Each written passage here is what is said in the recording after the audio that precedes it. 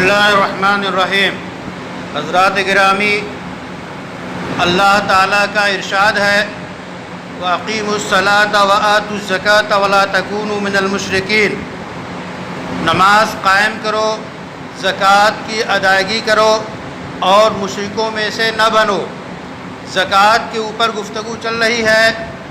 زکوٰۃ واجب ہوتی ہے ہر اس مسلمان پر جو عاقل و بالغ ہو اور صاحب نصاب ہو، یعنی مالدار ہو، اور کم سے کم اس کی حیثیت یہ ہے اور اس کا معیار یہ ہے کہ روز مرہ کی ضروریات کے علاوہ پورے سال کے خرچ کے بعد اگر 52.5 تولہ چاندی اس کے پاس بچتی ہے یا 52.5 تولہ کے برابر کوئی کرنسی ہے یا 7.5 تولہ سونا ہے اور اس پہ سال گزر گیا ہے تو اس پہ زکوٰۃ واجب ہوتی ہے۔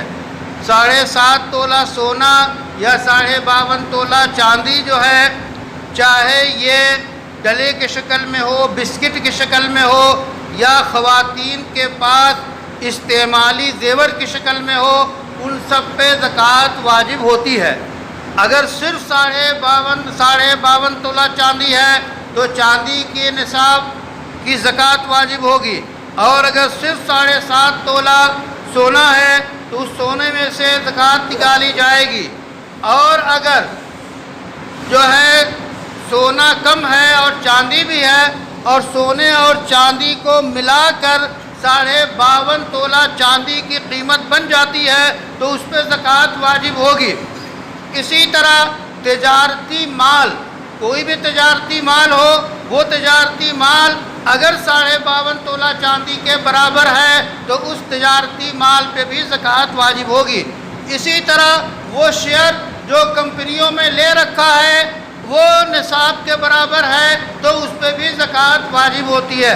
اسی طرح وہ بیلنس، وہ پیسے اور وہ روپے جو بینک میں رکھے ہوئے ہیں، چاہے جو ہے روزمرہ کے کھاتے میں ہیں یا کچھ لوگوں نے فکس ڈپازٹ کیا ہوا ہوتا ہے جس کی بیشتر شکلیں ناجائز ہیں، لیکن اگر وہ پیسے جمع ہیں تو ان پیسوں پہ بھی زکوٰۃ واجب ہوگی۔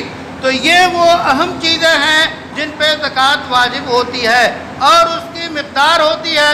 عام طور پہ کرنسی پہ، سونے پہ، چاندی پہ، تجارت کے سامان پہ 2.5% کے حساب سے زکوٰۃ واجب ہوتی ہے، تو اس کا ادا کرنا ضروری ہے، فرض ہے، باقاعدہ اللہ کا حکم ہے۔ جس طرح نماز فرض ہے ایسی ہی زکوٰۃ فرض ہے، تو زکوٰۃ کی ادائیگی کی مصلحتیں اور حکمتیں ہیں وہ کہ معاشرے میں کوئی غریب نہ رہ جائے، ضرورت مند نہ رہ جائے اور سب کی ضرورت جو ہے پوری ہوتی رہے اور دولت کی مساویانہ تقسیم ہوتی رہے۔ اللہ تعالیٰ سے دعا ہے کہ ہمیں خیر کی توفیق عطا فرمائے۔